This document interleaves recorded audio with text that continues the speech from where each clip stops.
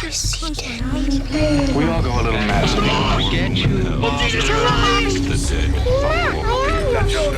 You are under destiny.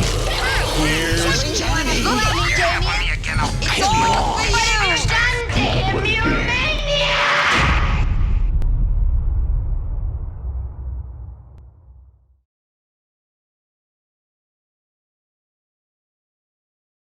Hi, welcome to the Horror Hour, place where we discuss, we debate, and we disagree on all things horror.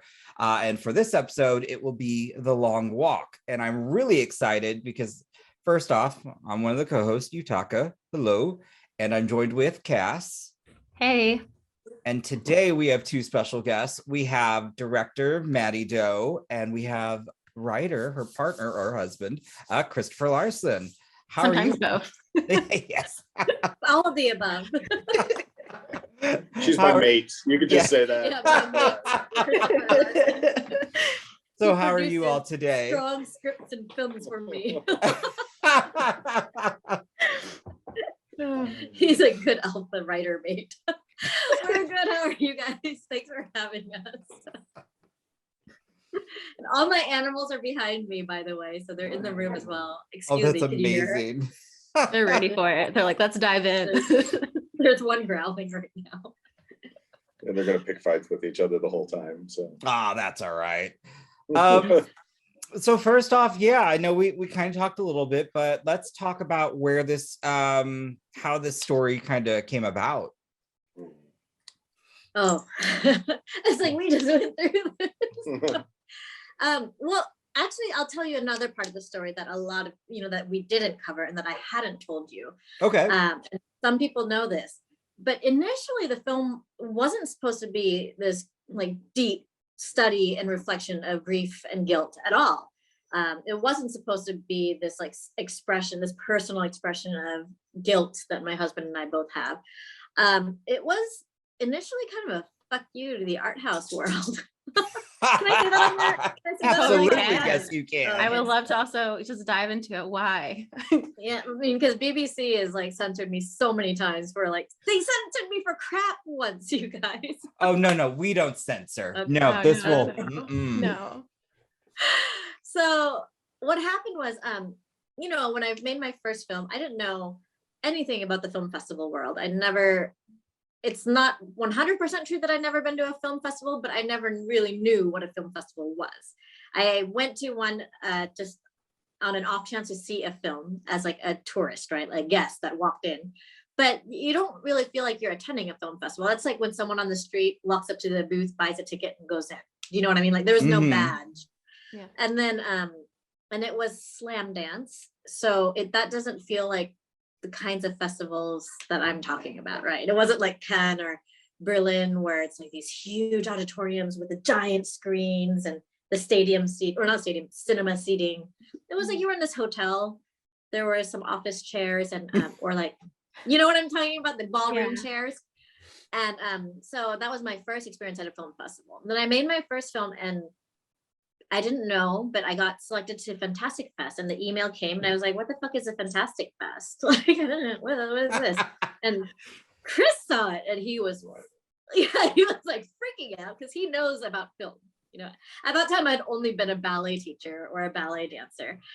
And he was like, you have to go. And it's like, dude, that's in the Americas. Like, you know how much a plane ticket costs? Like, hell no, I'm not gonna go to fucking America. And he was like, for a film festival. And then in my head, I had this idea that you go into this like high school gym and you sit under a basketball hoop and some janitor rolls a TV out on like a cart, like with four, like, I really believed this, you guys, I did. And they give you a red Solo cup of popcorn and a red Solo cup of gallon punch or a Coke. I love or whatever. And he was like, no, you don't understand. This is big. Fantastic Fest is big. You got to go. So I went and that's where I got my first taste of being a filmmaker. People watching back-to-back films, hundreds of people in a cinema, like lively discussions about those films and crazy films that I've never seen before because I hadn't seen many films before either. And I got the taste. I was like, oh, I gotta go back to this festival thing. Like this festival thing is awesome.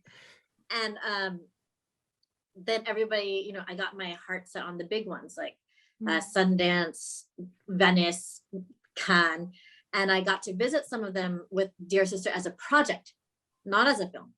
And I was like, I'm gonna get into one of these. My project, like my script's already been pitched at these places and they've already selected the film for pitching. I'm a shoo-in, right? And I didn't get into any of them, like any of them. And I was crushed.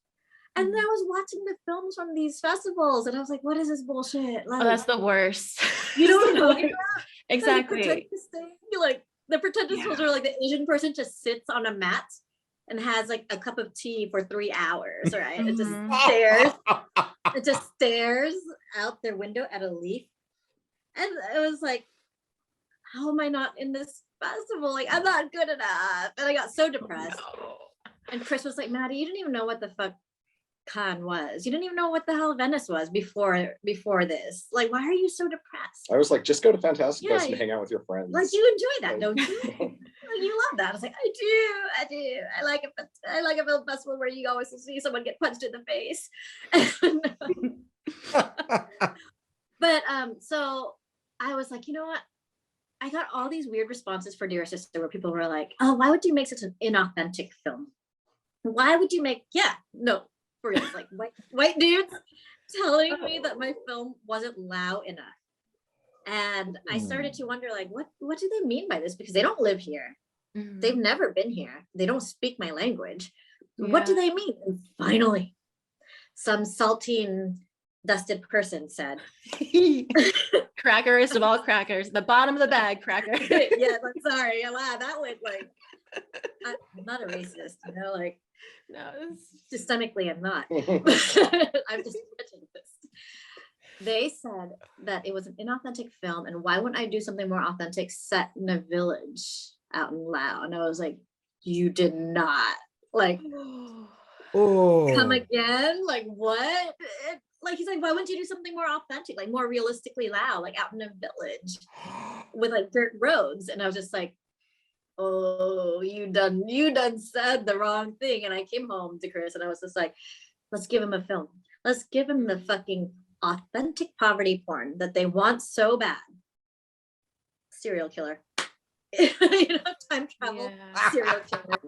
I was gonna say, like, does that inspire the whole like, oh yeah, we are like we have like technology that we can't even imagine yet that exists in this world, just as like an extra fuck you to that level? Yeah. Oh, it was a big super extra fuck you, because like there has been even a time where like I shouldn't have done it. I played pigeon chess, you guys, on Facebook, and it was one of those, you know, data mining things where it's like, oh, here's Chick-fil-A, here's Starbucks, here's Target and Amazon. Which one, if you could only choose 3, which would you live without, you know? And I was like, I live in a third world country. I don't have any of these things. And Americans like tried to destroy me. They were like, oh, whatever, you're using Facebook and you have internet and you live in a third world country, troll. And I was like, well, you're just a troglodyte because you think that people in developing countries don't have fucking phones. Right? What? Oh my gosh, people just need to be educated. Yeah, like, and you think that third world countries or like developing world countries don't have internet? Like, actually, a lot of our internet is probably faster than most parts of rural America. I can attest to that. Yeah, Mr. Here World in the America. Midwest. Yeah. We don't even have Google Fiber yet, and makes me mad. Yeah, I mean, I'm in a very populated city, but they're still having their AT&T and it's just a mess, but we'll eventually get it, hopefully, you know. Hope so. I mean, wow. We're on fiber. It's great. Yeah. Oh, I'm jealous. Nice. But that was recent, you know, that was like 4 years ago. Yeah. Yeah, so you'll get there. Yeah, right. You'll get there, America. No, but that was the original inception of the film, was a big fuck you to art house film. I was like, I'll give them their hut, I'll give them their dirt road, I'll give them the jungle, I'll give them a man with mismatched flip-flops and raggedy clothes, you know, and I'll fuck it all up. I'll turn it all upside down. And then, as Chris had mentioned before the podcast started, that while we were writing the script, our dog Mango died, and we had to choose to put him down which in Laos, that's not common. Like the vets Oh. will never tell you that it's time, because I noticed that in Occidental parts of the world, they'll be like, yeah, your dog's in pain, you need to put him down, or you should put him down, or something like this. Yeah. But Mhm. no, in Asia, it's all on you, and they make sure that that responsibility is completely on you. And we actually a few times asked, should we do it? Should we do it? And they just like step back and they're like, we can't tell you what to do. And it got so bad. Like he kept on hanging in there. And, you know, one day he couldn't eat and he couldn't drink anymore. And so we had to put him down. But they came to our house, the vet came to our house, and they put him down with us and the other animals there. And it just really kind of opened my memories of when my mother passed away, also from cancer. And when she was diagnosed with cancer, she voiced herself that she did not want treatment. She did not want chemo because it was terminal already. She was already stage 4. And there was no way that she could go into remission. It was just prolonging her life in an extremely painful way. And so she asked to go home and be under hospice care. And she had a family meeting and said, if anything happens to me, I don't want to have, you know, I don't want to be plugged into any machines. I don't want you to keep me comatose because there's just no reason. I just want to be let go. And she was able to eloquently tell us as much, whereas Mango, a dog, you know, could not. And I felt a lot of guilt about having to do that for Mango. And of course, it was the right time. He was 17, and most dogs, especially a medium-sized whippet like him, don't live that long. But with my mother, I wondered a lot about if I had been home earlier, if I would have seen symptoms, or if I would have noticed something. And if somebody had caught it earlier, would she be fine? Would we have been able to put the cancer into remission? And these are questions that, you know, I think everybody will always wonder, and everyone will always ask, but Yeah. it's not logical because it's already happened.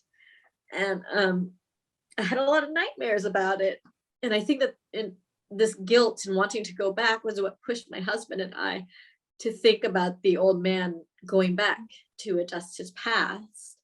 And the scene where the mother dies is actually modeled on me being there and seeing how my mother died. And that's why it's a very ugly scene, and it's not a beautiful death like almost every movie has, is because it was actually literally modeled after the way I viewed my mother dying. And she has a death rattle that comes out of her mouth when she dies, as well as the girl in the forest has a death rattle, because I'd never heard it in a film before. And it's a film it's a sound that scarred me for my entire life.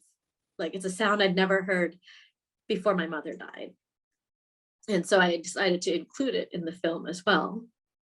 I think that was a beautiful choice. As someone who has a father with advanced dementia, I've seen many seizures and many scenes similar to that. And I remember the first time seeing it in real life, the true horror and like similar, like the nightmares of just like the idea of being trapped in your body, like all the questions about what if I like had saw this sooner, like all those things. So actually seeing in a film, as rough as it is in a weird way healing, because it's the things that everybody wants to talk about, but there's not space to.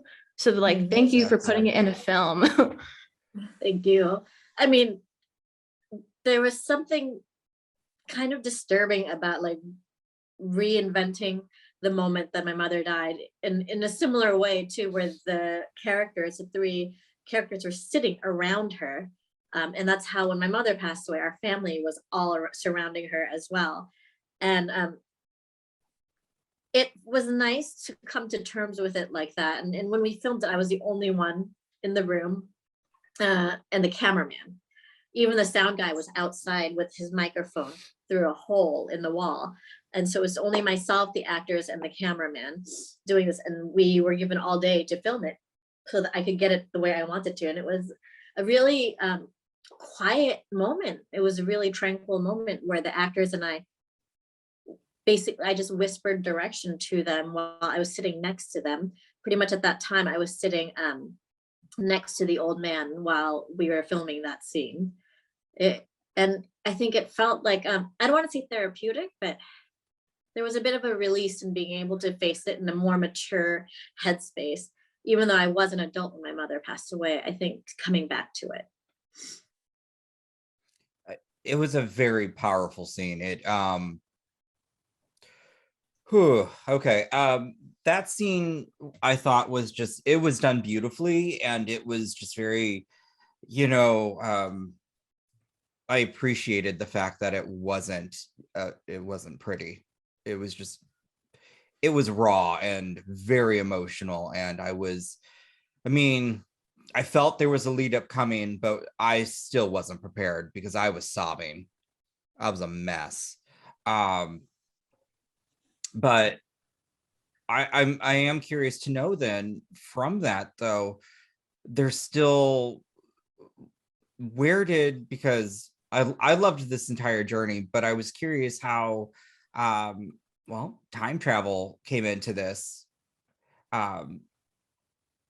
Because I loved the aspect, because one of my favorite things was also to see the changing of the color palettes. The first time when he I would say crosses over, in a sense, that like blew me away. I was like, what just happened? And oh my gosh, that's beautiful. Well, it's kind of funny because like that is kind of exactly what happened. Like there was a moment where the script had no time travel, and there was a moment where after that moment the script had time travel. And Mattie and I remember we were sitting out on the patio of our house. It was like 9 o'clock at night. We're just throwing ideas around for this story. And before, you still had the two timelines, the old man and the ghost, and the boy and the ghost. And I just remember, I don't remember exactly the conversation, but we were just sitting out there talking, and just kind of like off the top of your head, you're like, well, what if the old man goes back in time? And then we both were just like, whoa, like, because what does that mean, right? Like if we had this film with this guy dealing with things on two timelines, and then I'm a huge 12 Monkeys fan. Like I think 12 Monkeys is like my favorite movie of all time. Good right? movie. Like I love that movie, and like time travel, I've always wanted to go through the process of working out a time travel story, which never again, by the way. That's a one-off thing. So much brain power on detail. Details that you have to get right. You write a time travel story to learn not to ever write a time travel story again. But yeah, so like we had the same kind of experience, right? Where it was just something that wasn't part of the original conception. And then all of a sudden there was a moment where it was, and we were kind of floored by that moment and felt like, well, if we're having this response, like, then how would other people feel? And the ghost girl in the original version, when it's just him as a little boy, then he grows up and he's dealing with these two storylines. First of all, both Chris and I hate flashbacks, like hate with a passion flashbacks. And it was hard to consider the first draft or the first concept without like having to go into flashback, or how to figure out the chronology so that we knew what was going on, right? And it's like, we just don't like flashbacks. And then the girl never ages, because if she was a ghost in the little boy's timeline, she's already dead. So she doesn't age. And there's just something that clicked where it's like, well, she's never aging when he's a little boy or when he's an old man. But instead of flashbacks, like time travel would handle this. there was an early version of the story where it was like, okay, we see the boy at 10, we see him at 25, we see him at 40, we see him at 65. He had siblings in one of the versions. We were just kind of throwing a lot of stuff around. I remember there was at one point there was a wedding in the film, the older brothers, and in Laos, one of the things is like they'll kill and cook a pig for the wedding. But and I remember sacrifice of the pig is also good luck. I'm always looking for horror movie stuff, and I was like, look, like this is what happens. And I'm like, I am not an animal cruelty guy, but I'm like, look, if we do this scene, then a cow is going to be butchered. Like, what are the ethics of, or a pig? We're gonna do a piglet. Like, what are the ethics of this? You know, like we were throwing a lot of ideas around. And but I have this problem being a Lao person, even though I was born in California. I'm like very much a Lao person, but there are some things that like I'm super against animal cruelty. As you guys know, I have a little, basically a zoo in my house. They think that I'm living here rent free. Really, they're living here rent free. And I love animals, but there's this very loud part of me that's like, oh, but when an animal is food, it's like, okay, right?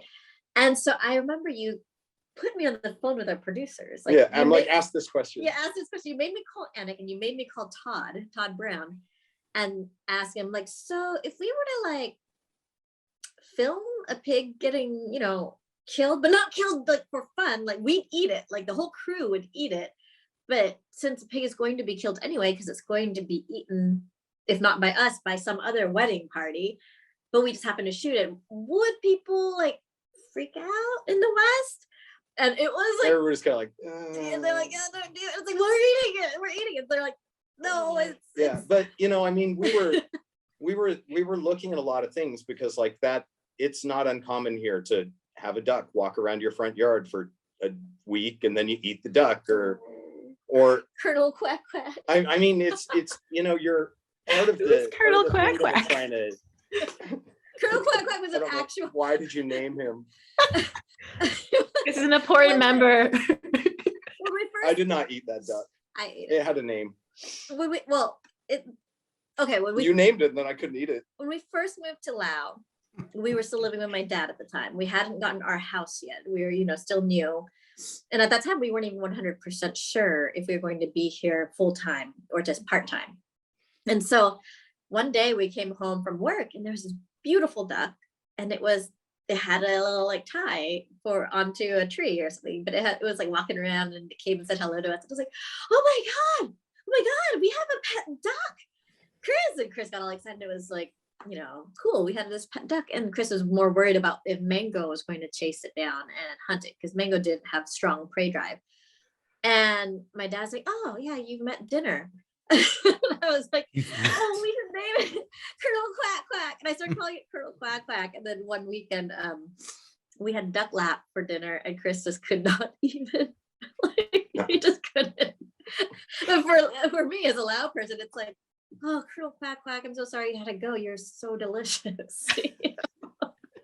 But yeah, you know, there is something interesting about looking at like, so like we're looking at all these different things because Maddie's like, you know, they want authenticity, we'll give them authenticity. And I was like, well, you know, being close to your food production is kind of an interesting thing. Maybe that could go in there, you know. I'm trying to remember, there were so many ideas that we were just kind of thrown away. I don't remember all of them. But after the time travel moment, the interesting thing was that really started to dominate how we were thinking about the movie, right? It changed a lot. So then we were like, okay, well, let's look at opportunities. Let's look at this. Let's look at that. And you know, the same kind of thing. Like the mother was always going to die in the story, right? Mm-hmm. But now that we're doing time travel, okay, well, what does it mean if the old man is there? You know, and this is my 12 Monkeys brain going, right? Where James Cole's running through the airport and he sees it, you know, James Cole sees James Cole, and I'm like, okay, like you know, but it was really weird how. No, that's Bruce Willis's character.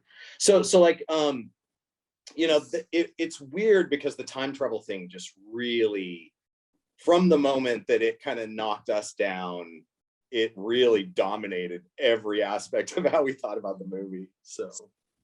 Yeah, I mean, it goes into like what Mattie was saying before, but like once you've experienced like grief in general, but grief especially, like and it doesn't go away. Like it may change form and shape, but it's always there. So I love that became like, at least for me, kind of the language of the film. Like, of course, time travel is a great metaphor for grief because you're always going back in your mind and reliving and reliving and reliving. And that's exactly what we see the old man do. So like, hats off to you because it works so well. Like I didn't even question it.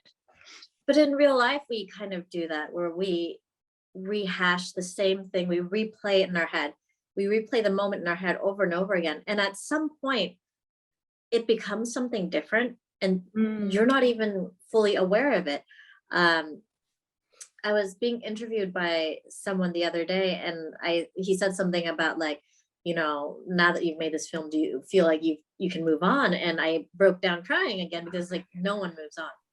Like when you've experienced a loss of a loved one or of a beloved dog, you never move on. They, you know, you've been scarred by that forever, but you replay the moment forever. And I would realize Yeah. that there are moments in my life that I recall possibly wrong, but I've been playing it in my head and it's been warping and mutating slowly as I've gotten older. And I've been forgetting like key details because there was something that happened in my childhood and I can't remember. And when I was with my brothers and we were having drinks and discussing it and laughing about it, I realized that all three of us had completely different versions of the same event, the same location at the same time. And it was like slightly infuriating for us because we're like, no, it was like this. And they're like, no, it was like that. And it was just like, weren't we all there in the same room? Do you know what I'm talking about? This warping Exactly. mutation of a memory. I'm That actually happens. worried about my brothers seeing this film, you guys. I don't want them to see this. I really don't. They've never And I seen it. haven't sent it to them. No, they've never. And I mean, I don't know if they'll ever see it. I don't think that they even know that I'm like really a filmmaker. Like, you know those memes, what your parents think you do or what your friends think you do. Like, I don't even think my family knows that I'm a filmmaker. And even though of course it's being advertised right now, like all over social media, like, oh, in cinemas now, Mattie does film. I think that they think I'm still running around like doing home videos or something with my phone. Home videos. But I don't know. I really don't know if they know I'm a filmmaker. It's kind of funny because Maddie's dad came out to the set for Long Walk, and it was like a 45-minute drive out of town. And I was the assistant director, but Maddie's, you know, busy working, and like we shoot here with a very small crew. Yeah. You know, I mean, we've got maybe 12 to 15 people doing everything, just because that's what we have available. And I remember Mattie told me in the morning, she's like, my dad's coming out to the set today. Just make sure he gets lunch. Make sure, you know, let him walk around, let him see everything. And take care of him. You know, I remember dad showed up at like 10:30. He brought enough congee for everyone. He brought congee. Yeah, he brought food What a for gem. everybody. And he kind of sat there and looked at us, and we're, you know, we're all dirty out in the jungle, and like the DOP's in like a tank top and his swim trunks. And like, you know, like we're just kind of like sitting in the dirt with $30,000, $50,000 of equipment that he doesn't identify. Yeah, he doesn't know what And it is. he sat there for about 45 minutes and then he was just gone. He disappeared. And I was like, where did dad go? Like, so I run back up to like where we had our base camp. He's not there. I look all over for him. Maddie's still making the movie somewhere. I had no idea dad was gone. I thought And he I'm was like, around. Matt, I don't know what happened to your dad. I thought you were showing him a good time around. I Yeah. thought you were like, you were with him. She calls her dad on her lunch break and he was like, it's boring. I was bored. I didn't want to do Like, this. nothing was Michael Bay explosion or something, you know? He totally was Yeah. like, where's the Michael Bay explosion? Yeah. Where's the car crash? People are just sitting. Yeah. What is going on? Oh my gosh. Yeah. But I would hate for my brothers to see this movie because they might be like, this is really sick. If this is like how Mattie is dealing with the loss of our mother and the loss of Mango, because they of course know Mango, this is kind of sick. And so I hope they never see the film. So as a little silly side note, how much did you hate the oranges by the end of this film? Because I kept thinking about how much we ate. Yeah, the oranges, because thinking through a time travel plot, setting the scene, remembering how it was shot last time, I imagine that one orange or two oranges must be a pain in the butt by the end of that shoot. I thought you meant eating them because we love oranges. Oh. It was we ate so many oranges. Like we always had bags of oranges all over the set. The problem was because we were eating so many fucking oranges, like continuity was a nightmare. It's like we'd be like, okay, we need to set the scene, spirit shine orange, and then all of a sudden, like all my crew would look at each other like. You turn around and like It's like our little actors like halfway through an orange, like. Oh no. And then all of a sudden you just see like an assistant hop onto a motorcycle, like, Yeah, luckily, like they luckily knew they had to you're, go like, buy more. you're never more than 10 minutes away from fresh fruit here. So No, but then, do you remember, because the production ended up, well, how do I say it? It got pushed back a bit. And so orange season was getting kind of sad. And so we had some that weren't like fully orange.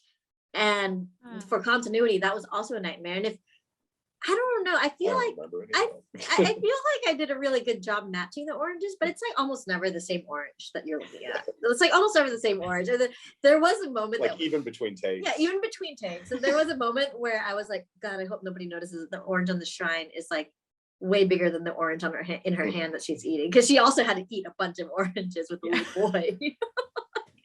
No, it was a fucking pain in the ass. You're right. Yeah, the one funny thing I do remember is like the day where the girl shares the orange with the little boy. Mhm. So sour. That orange was like the Horrible. worst, most like bitter, sour orange. And you kind of see it when he eats it. He's like, Well, the first time he like gagged, he was like, "Bleh." And I was like, "What?" And I was like, Paw. His name is Paw. I was like, Paw, no matter how shitty this orange tastes, you have to remember, we're playing pretend. Making a movie is playing pretend, right? Now you have to pretend this is like the most sweet and delicious orange you've ever had. And he was just like, and so I knew that, like, so he did a pretty good job, but there was like a moment where he's like, a little moment. And so I, again, take 3, and I was like, okay, so let's do it like this. You know, this orange is going to suck, but let's pretend that you think that eating a ghost, like an offering from a ghost, might just kill you, because like, why are we eating ghost, like demonic offerings? A fucking supernatural creature just gave you food. Are you gonna put that in your mouth? Probably not. But then it turns out okay. And then he was like, okay, I can do that. I can do that. Oh man.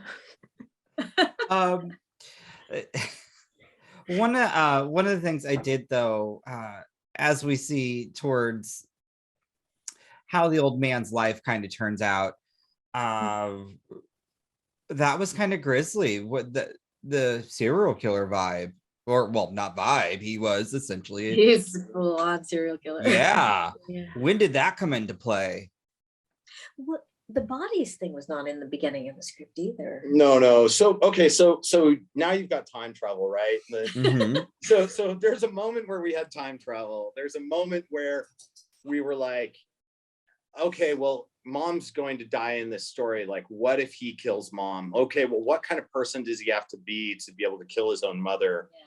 Okay, well, if we're linking his mother's death to what kind of person he becomes that would think it's okay to kill mom, like maybe he's killing all these other women. And then we're like, you know, okay, for the little boy, his mom didn't die of tuberculosis. She was murdered by this old man. Okay, well, what does that do to somebody, right? That would fuck you up. And especially Oh, if yeah. Fuck you up. and like, okay, then we're like, oh, okay, well, like, how dark can we get this, right? And we're like, it was just this kind of process of us asking questions to each other back and forth, and always trying to kind of one up each other. And then we're like, what if there's this girl locked up in his house, and you know, he's been taking fingers from all these girls, and she only has 3 fingers, and we're like, she has 4. okay, well then who is this girl, right? Like, how does she fit into the story? And then, you know, you go back and forth, and it was really like just kind of the two of us playing, like daring each other go a little further, I think. Yeah. You know, and But there was also kind of butterfly effect. I mean, the whole film was like butterfly effect, but Mhm. the butterfly effect feeling that if he did kill his own mom, of course he grows up to become a killer. So he's a killer in every rendition if you ask it like that, right? right. Yeah. So the other thing is that the guy that did the special effects for Dearest Sister, who did like the broken bone coming out of the arm and the hanging jaw, we love him. He is amazing. David Sharon, Aurelia Louis. And we wanted to make another movie with him because he's great to hang out with on set, and he's so good. And plus I was like, every time we do gore and stuff, like he makes the stuff and then I keep it because I like to keep all that prop stuff. So I was like, the body of the girl is in our front yard, like right now. yeah. So I'm like, Are you serious?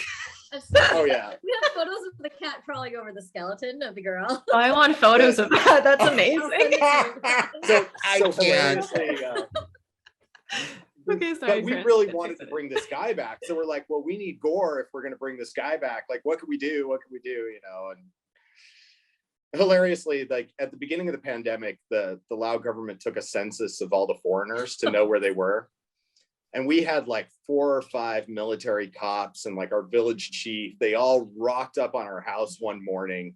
And, they just want to write down our names from our passports so they can keep track of us. They want copies of our passport. And the date that we last left, because they want to know if like we traveled. We've got this gruesome like skeleton with like, bits of sinew and stuff hanging on it. And it's just sitting in our front yard. Lying there, like it's just lying right And, by our door. We've got all these guys in uniform. Like, they're intimidating. They come in and I was like, do you guys want water? I'll go get a pitcher of water. Maddie's like, I'll go get the passports. I come out with all the water. And they're freaking And they're out. in like a half circle with their phones out, taking pictures. They didn't of have her. their phones yet. They freaked out, remember? No, one of them was. And I was like, oh, no. This is plastic. You got to understand, like, we're not keeping a dead human being in our front yard. Well, before they noticed, we were getting up to go get the water. And then one of the army guys or one of the military guys yelled. He's like, oh my God, what is that? Oh, yeah. And the village chief and his security guy, they know who we are. We've lived here for years and they know my work. They know my film. And they're like, oh my gosh, is that a body? and then we're like, no, it's totally plaster. It's fake. And then they start playing on their phones and then they start posing with it, which is really funny. Yeah. But yeah, we have the props here. There's another kind of hilarious story with that prop is that so the part in the jungle where the motorbike crashes, the property lines are real fuzzy. And when you get out into the jungle, like you don't know where your property ends and where somebody else's property starts. And we had buried this skeleton out in this clearing and we'd gone out and shot part of it, but we had to come back later. So we were like, well, we'll just leave it, buried. We'll cover it up with a tarp. We'll come back in 4 or 5 days and we'll shoot the rest of it. It's too difficult to dig a hole, rebury it, and reset. Yeah, and in the meantime, we found out that this was totally somebody else's property, and the dude was not happy. Like he was out walking his dog, and saw us shooting the movie, and he's like, "This is mine. Like you can't be here." And that was on a different clearing, but we realized that where this dead body was buried was also on his property. We didn't want to say anything about it. So for like 4 or 5 days, we can't get back out there because we've got to wait for the guy to go into town or like leave, so that he won't catch us out there. And the whole time there's this blue tarp, like with a rock's holding it down in the middle of some other guy's field. And I was just like, please don't let him stumble across this. Like, please don't let him be out with his dog one day and find this half-buried body. I mean, the place that he did stumble on, he nearly had a heart attack because there were like 9 grave holes. Do you remember that?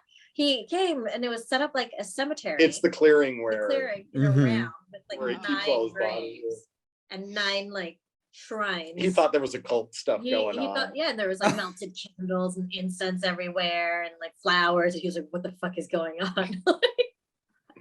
Yeah, but we had no idea that wasn't the property that we had taken for the location. We're like, oh, okay. There were no fences.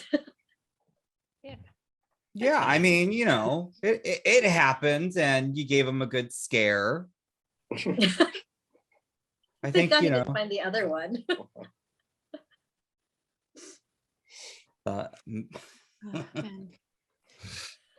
So one There's question. so many stories, you guys. I'm so sorry. No, they're all fantastic. It's like, man, I hate even asking a question. So like a gem could be coming at any moment. But I really loved as far as the ending goes, I really loved that the film ends on the woman as the last shot. And we hear, the boy, we imagine it's, the boy and the cycle is possibly restarting all over again, coming down. But I just thought it was such an interesting choice to end the film on her. because of all the characters, she's the one that I think is like so understated and just from the get-go had a very simple want that just wasn't heard. And I just love that, like, she's the one that, yeah, I guess that we end on. It doesn't go back to the serial killer old man, and it ends on her and her journey, in her mourning too. So I would love to hear a little bit more about that choice. It feels very intentional, obviously. Yes, because the movie is actually her movie. Yeah, The story yeah. is actually her story, and it's about her. You realize at the end that it's almost like, not that you're seeing it from her perspective and point of view, but essentially you are. Like, imagine if you were the ghost watching this and observing this as an omniscient viewer and watching the old man make all these mistakes and watching the little boy make all these mistakes and grow up into this old man. The story is her story. And you just feel in the beginning that it's the boy and the old man's. But at the end, you realize that, like, their story, I don't want to say that it's not important, but she's seen it play out God knows how many times. You know what I mean? Because she's lived through all their life cycles. And at the end, the cycle doesn't start over at all. The cycle, in a way, it actually ends. It's just that the little boy and the girl don't get to move on because no one's done any ceremonial rites for them. No one's ever helped them to cross over or to move on. So they're stuck. They're stuck on this plane, on that road, in this, I guess you could say, a sort of endless purgatory. But at least they're together. At least she's with the one that she loved the most. And she loves them both. She really sincerely does love them both. But the one that she favored, of course, was little boy. And at least, despite her not being able to move on, because no one ever takes her body and releases it, and despite the boy not being able to move on because he died a bad death, he died an accidental death, which we believe in Laos. If you die a bad death, you need somebody to do the ceremony rites, to do a ritual for you to be able to move on. At least they're stuck together. And as for the old man, I believe he doesn't move on either. He also dies a horrible death. But the girl doesn't give a fuck anymore where he goes because his story ends for her. Her story remains the same, but at least it's with the boy. That was kind of a shocking moment, that dialogue between, I was not expecting that. And then it hit, like it just hit. And I'm like, oh. I like the moment when the woman finally speaks. Yeah. And speaks her You truth. selfish. You real selfish.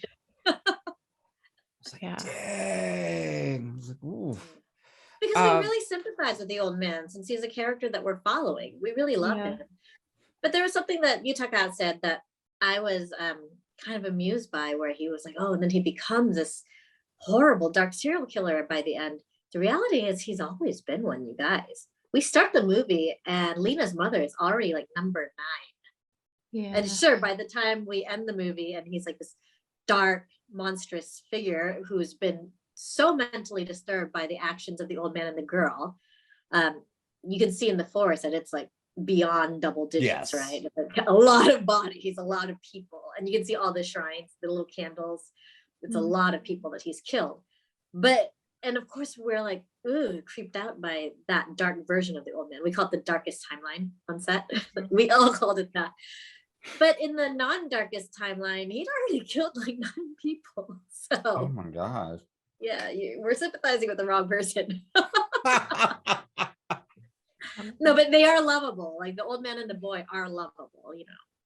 Yeah, for sure. And do you think the woman stuck around the old man? Not, I mean, there's definitely still a love there. There's a palpable love and like concern for him, especially because from her perspective, she's watched him grown up. So her being around the old man isn't entirely questionable, but her choice to leave made me wonder if she was always just sticking around waiting for the little boy to maybe be a companion for her, or was that just a moment that you wanted to come across as just like, this is just a moment where she feels like she has a different choice ahead of her and just takes a new path? Like how did that choice come about to leave the old man? She does choose the little boy, and for her, the story between her and the old man is over. It's finally over. She's been with the old man so many iterations, and in Lao we believe that ghosts can have physical attachments, and one of the reasons why the old man keeps the bones, like the finger bones, or a relic or a fetish of these women that he's killed, is because in Lao black magic, it's believed that the witch or the warlock, wizard, what have you, shaman, has dominion over the spirit, and he can possess a spirit. And that's why he has Oh. those ladies in black that are silent in that cemetery.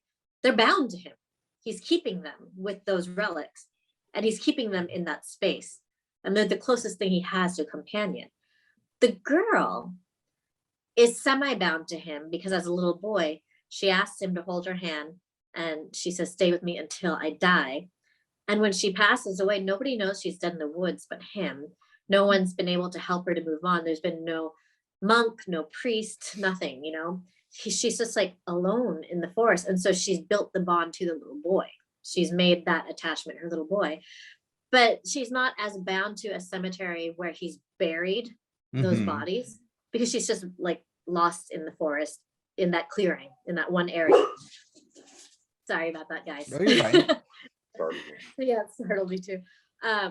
And so that's why she is able to wander more freely than the other women in black, where they're just stuck in that cemetery. And she's able to go up and down the road. She can go to the edge of the market. She can go into his house, you know, but because she's more connected to him than she is to place. And he doesn't exactly exert power over her, but they are connected.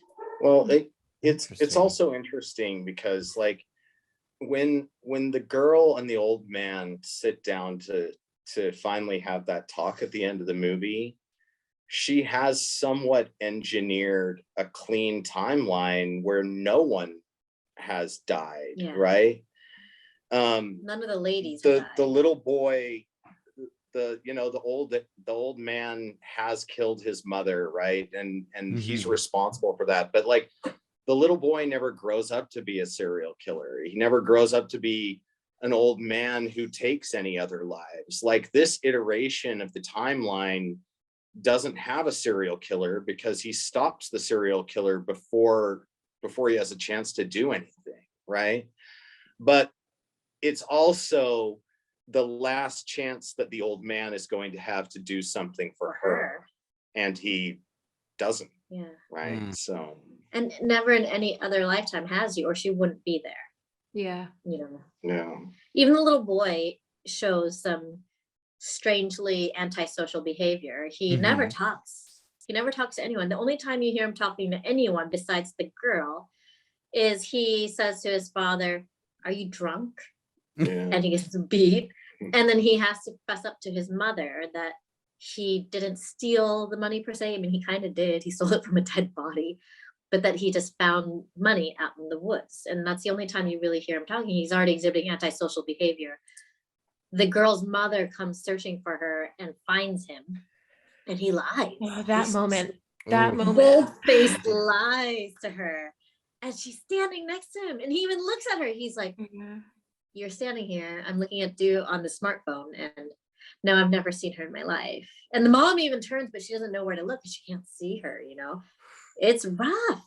And the only takeaway he has from it is, I didn't know you had a dog. Like, Oh my he God, that can't, line. he has no concept of what he's just done, but he did it, you know. He made a choice.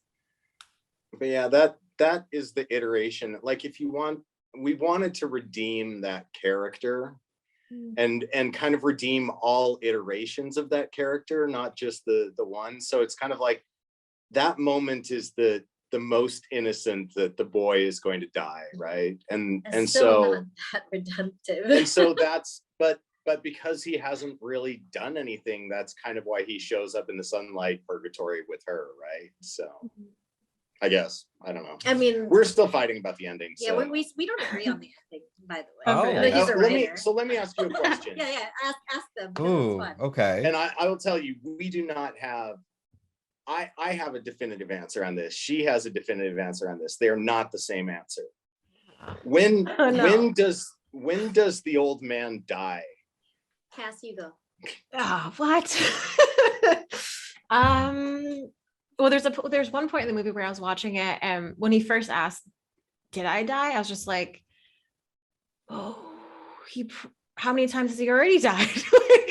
And I got a bit in my head about it, but I think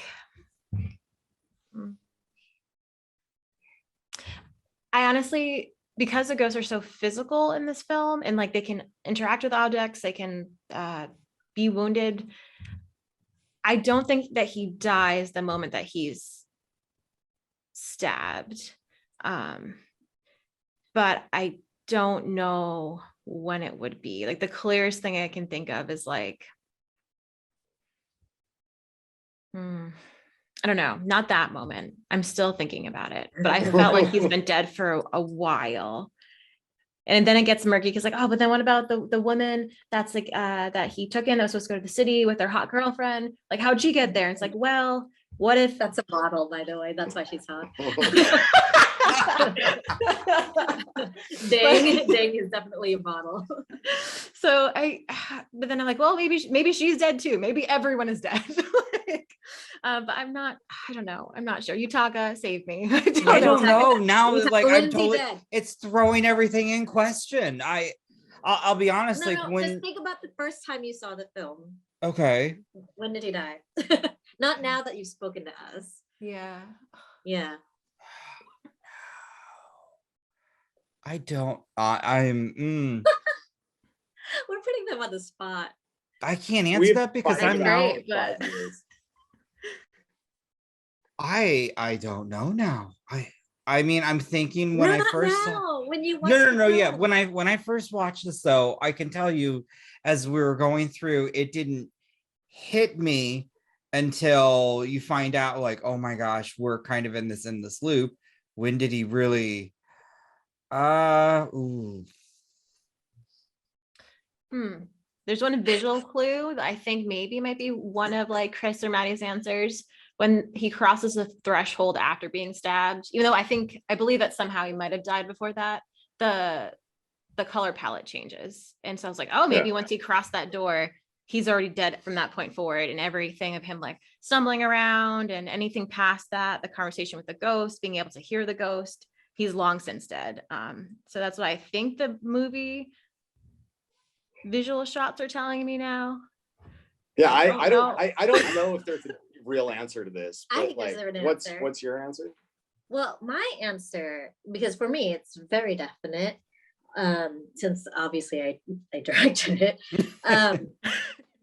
He dies after the fire is when he dies.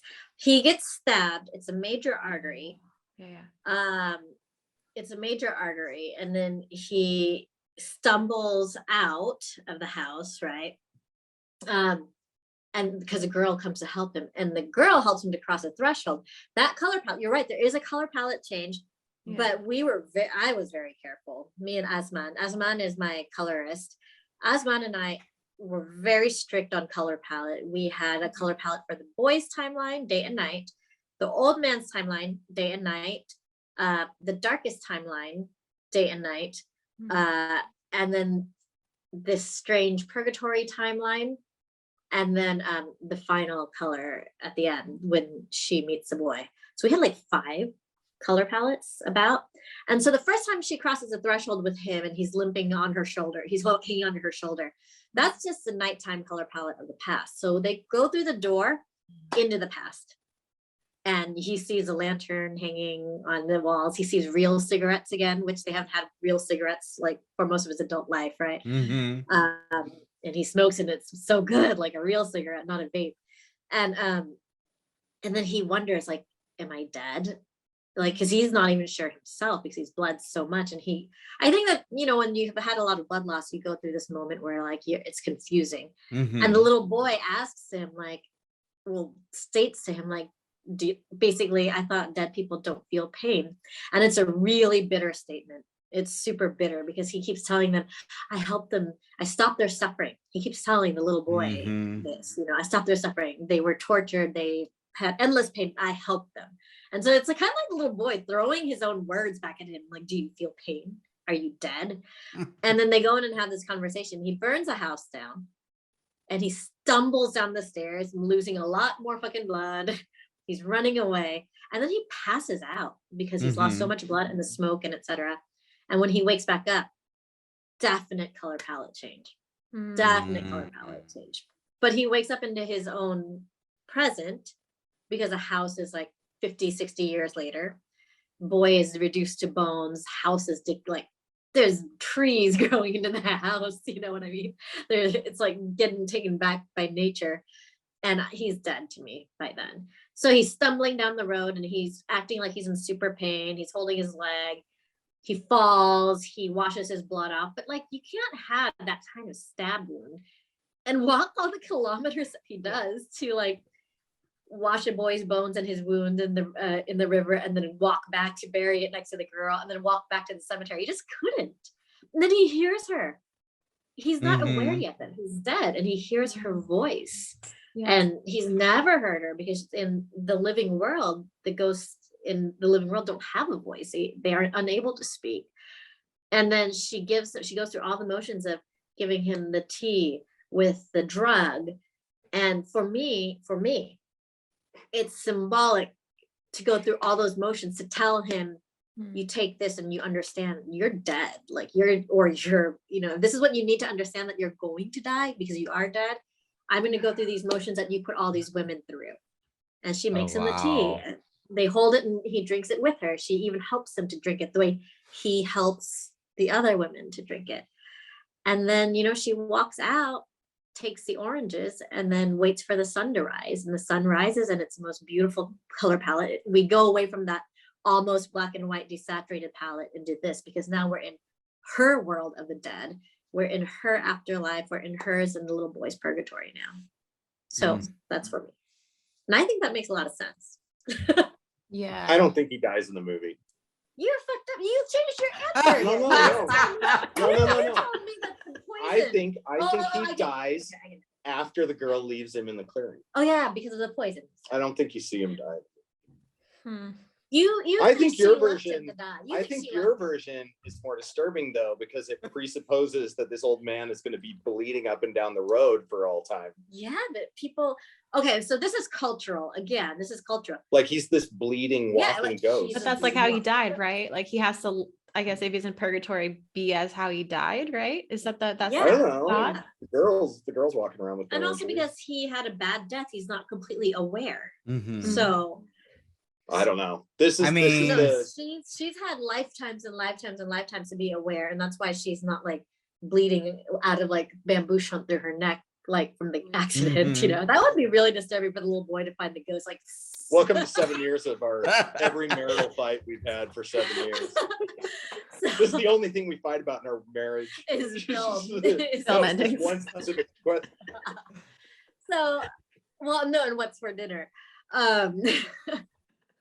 No, but Lao people, we do believe if you die like a bad accidental death, sometimes you're not aware that you've died. And we try to have a funeral immediately. So typically we have a 3-day or longer wake where everybody comes and joins a family. They party all night, all day. It's 24 hours our wake. It's not like one buffet. It's 24 hours. Oh, wow. We keep a candle lit. People come in and out. To try and keep the family feeling lively, to try and keep the family from feeling depressed. And the body is there and you can go and view the casket, not the body though, we cover the body. You can go and view the casket and the portrait, you know, like the Japanese portrait. Asians do this big portrait thing. Yep.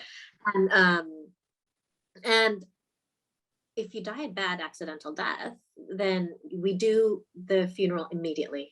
Sometimes there's not even a wake really, like you just go right to the temple, cremation, or if you're a child, burial, if you're a baby, a burial right away, so that you can hear right away that the funeral has happened. The monks are chanting, people are praying. You need to understand you're dead, move on, because you might not have felt yourself die or noticed that you died because it was so instant and sudden. And I think that for the old man, it was a bad death, and so he's limping around, bleeding out, but it should hurt a lot more than that. And he's not aware that he's dead. Like he's just bleeding. You can believe whatever you want about this movie. Yeah. It's fine. I mean, like the girl is definitely in the forest, you know. When she gives it to you, she's like, "Does it hurt?" And he's just like, "Does it?" You know, he has this moment. Like, does it hurt? It's your interpretation of the events. I don't know. You only wrote it.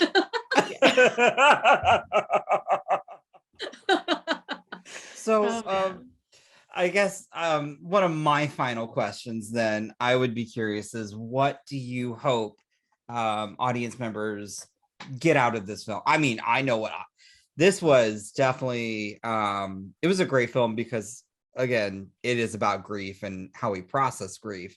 And there's actually been several films that I've watched lately, and I feel like I'm just a mess because of all you filmmakers, and of course they're all Asian filmmakers who are determined to break me.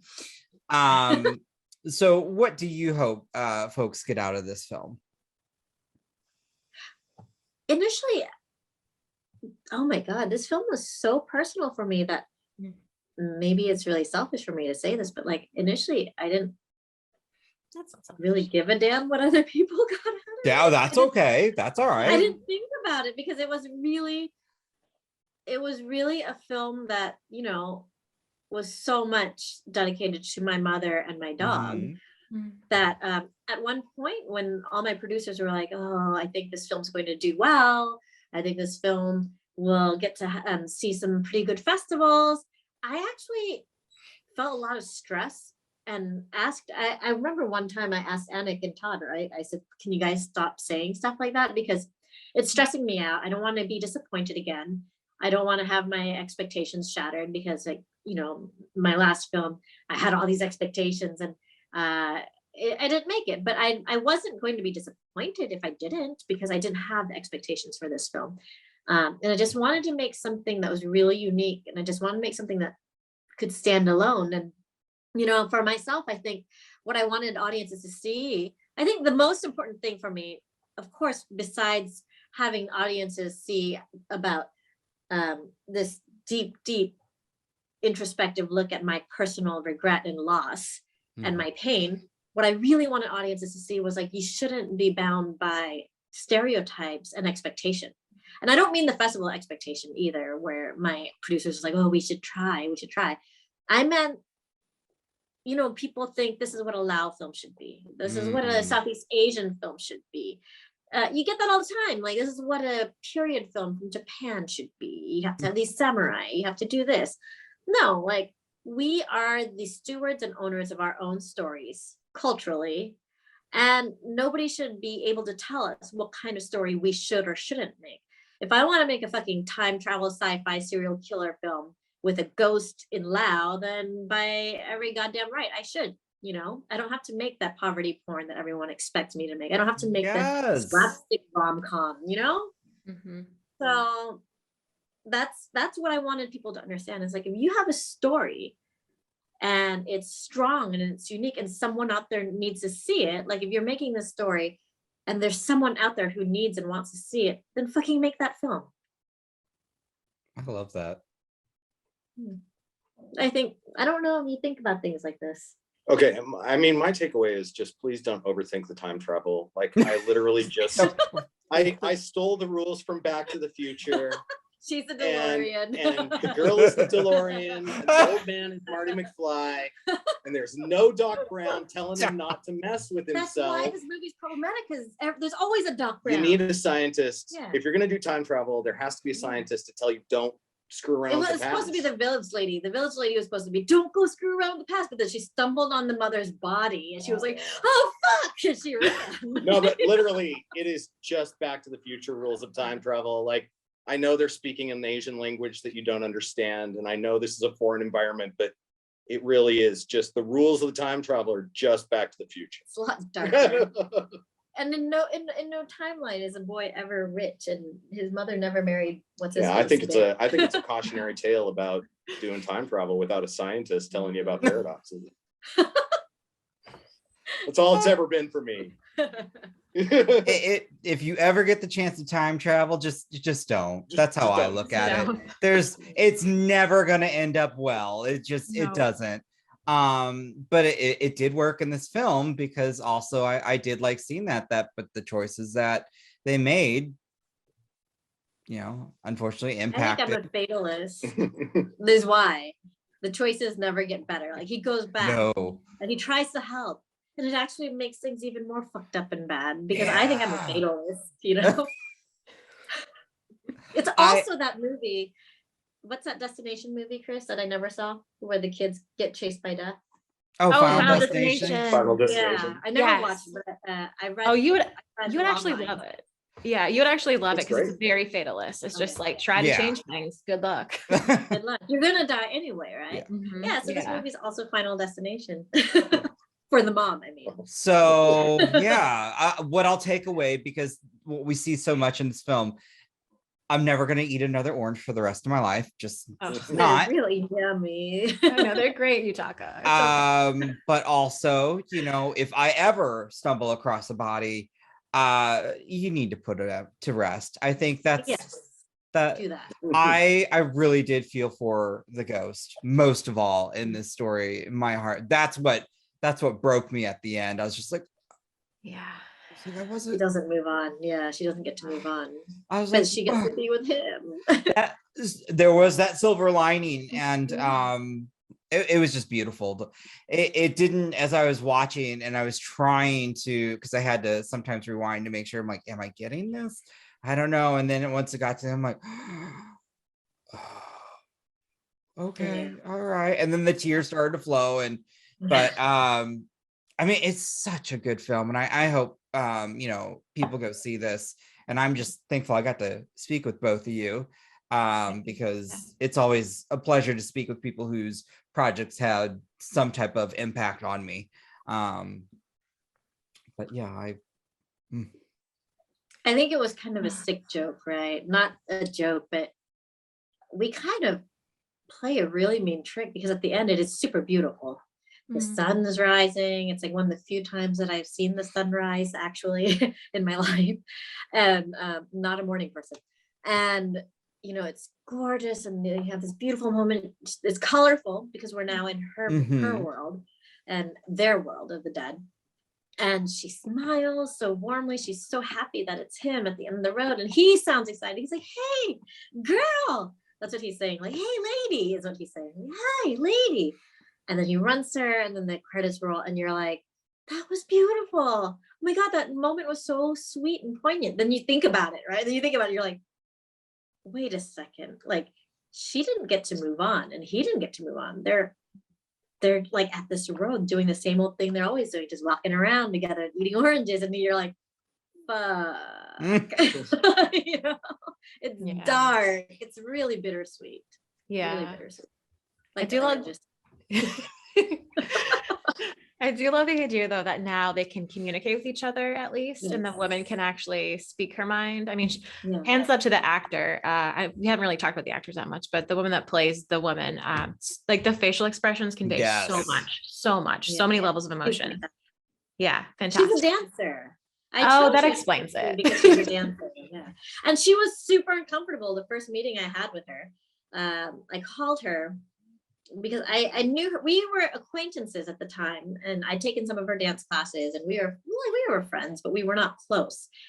And I asked to meet her, and so I took her out to have papaya salad, like Laos signature, right? Papaya salad, and I was like, I previously had wanted my other actress who played Indira's sister to be this girl because she's pale and skinny and Mhm. mysterious looking, and she's a phenomenal actress. She has the same name. She's also Newt, but Newt couldn't do it. Her schedule didn't permit, and so I called this Newt. You know, coincidence, and I was like, I would really love to collaborate with you and have you act in one of my films. And she was like, no, because no, she really was like, no, because I feel awkward. Like I've never been in a film before. I wouldn't feel comfortable saying lines. I'm just not a talky person. I perform, but you know, dancing is not like, you know, it's not speeching. I was like, Mhm. well, you're in luck.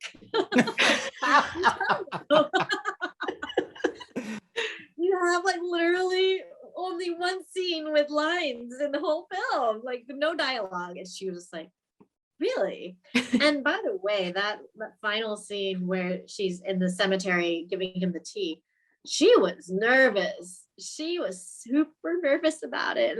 And you know, she memorized her lines, and we kind of had to have like a little like, okay, you can do this. And it turned out fine. Like it was great actually. Yeah, she did phenomenal. Yeah. Thanks, Newt. She's like getting a kick out of the fact that the new Fangoria exclusive poster has her like front and center on it. She's like, woo! That's sweet. That's amazing. Well, again, I just want to say thank you to both of you. This has been a pleasure. I'm gonna have to now go watch this film again to see if I can spot things, but gotta make sure I'm in the right mindset for it. Hey, figure out when that old man dies and get back to us so that we can. Oh my put this on God. the Oh my God. He dies after he passes out at the gate. You just figure it out and tell us. I mean, it makes the most sense. He's already lost all that blood. Yeah. I mean, essentially though, if you've already lost all that blood and then they try and keep you should, if you're not staying awake, you're slowly gonna, and he what all overnight. Yeah. He passes out, which that makes sense that he would most likely be dead. He falls down the fucking stairs even. Yeah, I think the more and more Mattie talks about it, I'm like, did he pass out or did he just die? Yeah. Or I'm like, sorry, while he Chris. was I'm passed getting or like, while he was passed out, hold. he died, you know? It was a stressful time. His heart was probably pumping. Yeah, I mean, he's not young. I mean, just saying. Also, I would love to find a point in the film where you could argue that he's been dead the entire time, which would just like fuck the whole continuity up. I don't care because he never eats a single piece of food. Chris could totally find a theory for you. And like the girl's just been gaslighting him and making him relive his torturous past. Yes, like this whole time, like he's always been a The whole ghost. movie is a dream of a dog. Oh, the dream of it. Oh, that's a sequel. No, That's a sequel. Pocky, come here. Come here, Pocky. Yeah, the whole new movie is Pocky. Aww. The girl's dog. Good girl. She's trying to hide now. I know. Oh no, mine already left the room. She's like, you're not giving me attention.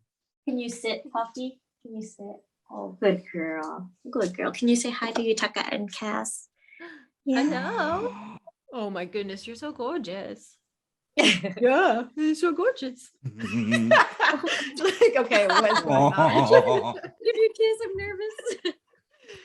Yeah, she's, she may be a movie star, but she's still humble and modest.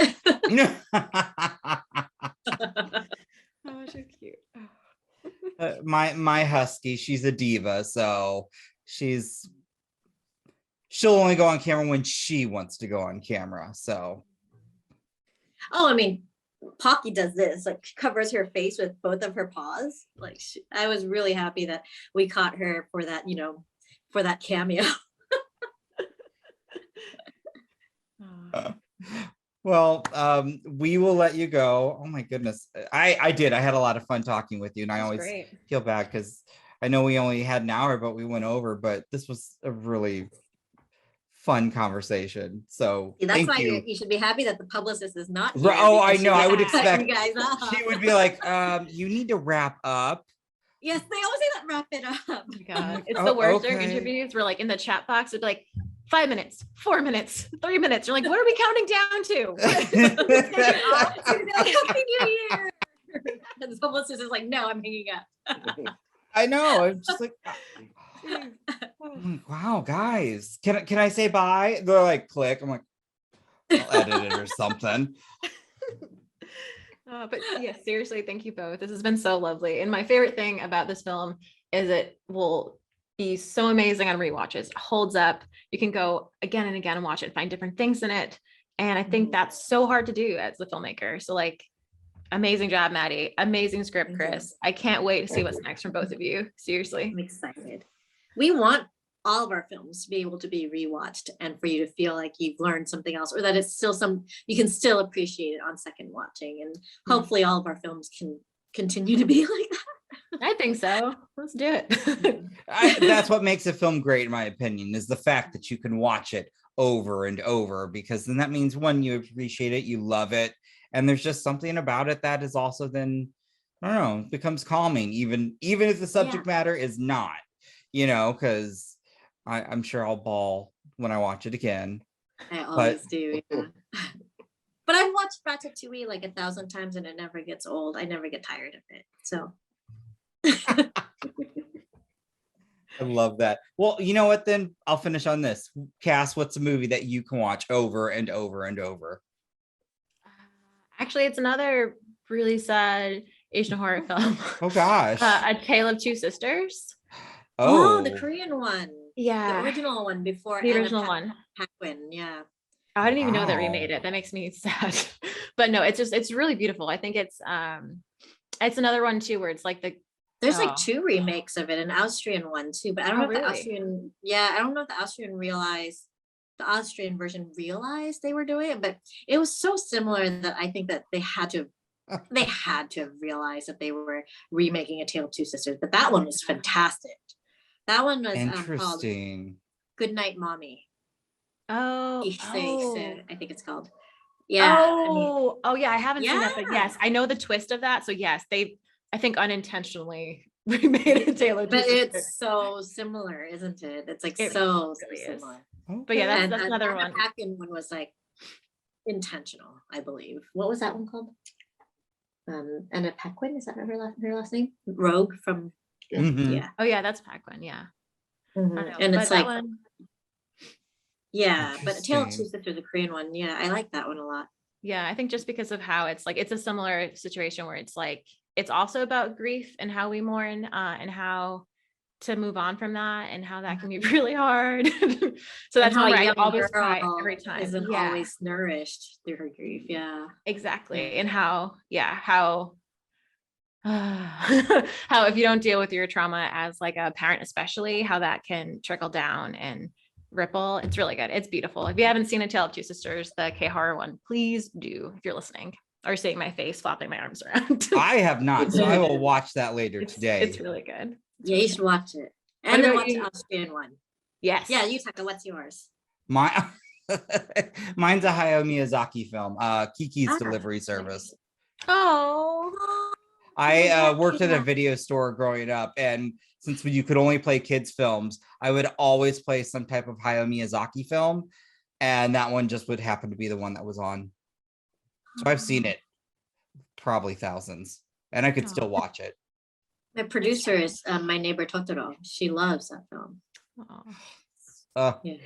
I just love Hayazaki or Miyazaki. Chris, what's your repeat watch film? I don't really have one anymore. You I don't? don't know. No, not really. It used to be Empire Strikes Back, but then I just got really burned out on Star Wars stuff. Like there was just so much Star Wars stuff everywhere, and now There's it's more just, coming. Yeah. Yeah. I He's right like now childhood super fan, and I cannot believe he got burned out. So he's like, Aw. seriously, you guys. I have a Star Wars tattoo. Yeah. Like I love Star Wars, but I'm just Oh. kind of I need to take a break from it. I don't know. That's fair. Right now I'm watching like nonstop Italian giallos, and they're also Ooh. cheaply written. They're Oh, also well, cheaply written yeah. that it's like basically watching the same movie over and over and over again. So, but They some start of to them are blur. really fun to watch. oh man, yeah. He loves them. Even the crappy ones, he super loves them. They kind of lull me into sleep because I'm like, I know what's gonna happen. Sometimes you don't, though. Some of them are very surprising. Yeah. Sometimes I watch him with him and I'm like, what the fuck is happening? Nothing like murder to put you to sleep. Gets me every time.